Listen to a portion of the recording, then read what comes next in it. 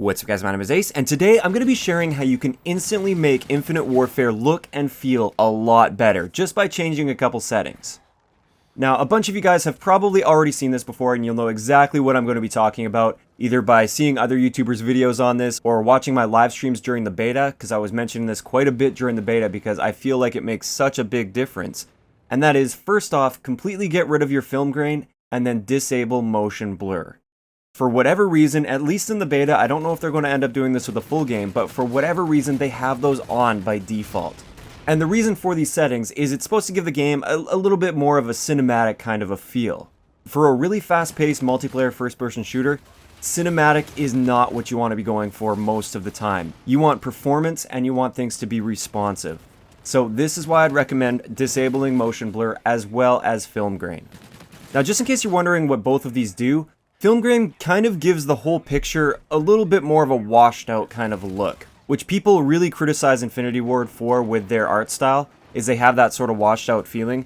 And for whatever reason, they feel that that is what they want with their game, and they think it looks better or more cinematic or something like that. I don't know exactly why they really like using film grain, but I would recommend turning that off. It sharpens your image up, and it allows you to see small details a little bit better. So like if you see an enemy at really long range or something, you'll just pick up on that enemy a little bit better because the shape of his body will be a lot more sharp and it won't blend in and feel kind of washed out with the background as much. As for motion blur, let's just do a comparison. Right here, I'm just scanning back and forth with motion blur enabled. If we were to pause this at any point while we're sweeping across, you'll notice the background is a little bit blurred in comparison to the gun, for instance. Like you can't see all the fine detail in the grass and stuff like that. Now, when we turn motion blur off, yes, in slow motion, the image looks choppier, but this is because we're in slow motion and the game does run at 60 frames per second, so you guys won't see this choppiness in the game in real time. And the biggest thing to point out here is if we pause that image at any given point, you'll notice the background is crystal clear. You can see all the fine details. So this is going to help you a lot when you're sweeping your aim across the screen and maybe there's an enemy on there. This is going to help quite a bit because it keeps your image sharp. In order to maximize your potential performance, you want motion blur to be off so that you can see those enemies as you sweep across your screen and they don't just become a blur in the background. Another thing you'll notice that's a little bit more minor, it's more just preference type of thing. When you have motion blur enabled and you're sprinting, your gun actually kind of blurs as it moves back and forth.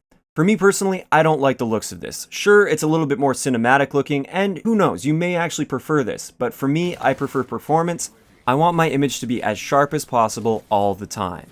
Now, one other thing I wanted to mention is the brightness settings in this game. Now, normally with a first-person shooter, what I really like to do, they usually have like these bars where you want to make something, one area not visible, one area barely visible, and another area easily visible.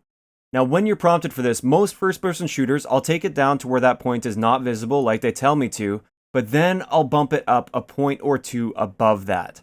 I usually find that this helps me in those darker sort of areas, and in some games, especially a lot of darker games, it just helps me acquire my target a little bit easier. It helps me find the enemies slightly easier, especially in darker areas. One thing I noticed with this game, I initially started doing that, and the colors just looked really washed out, and there wasn't too much contrast, and I found players were blending into the background a lot. So I decided to bump it down to right where they recommended, and it was perfect. So I would recommend going with the recommended settings for once.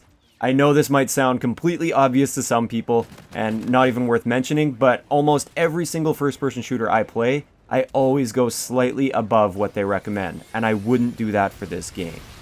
So there we have it. Those are just a couple tips that I have to immediately make this game look and feel a whole lot better.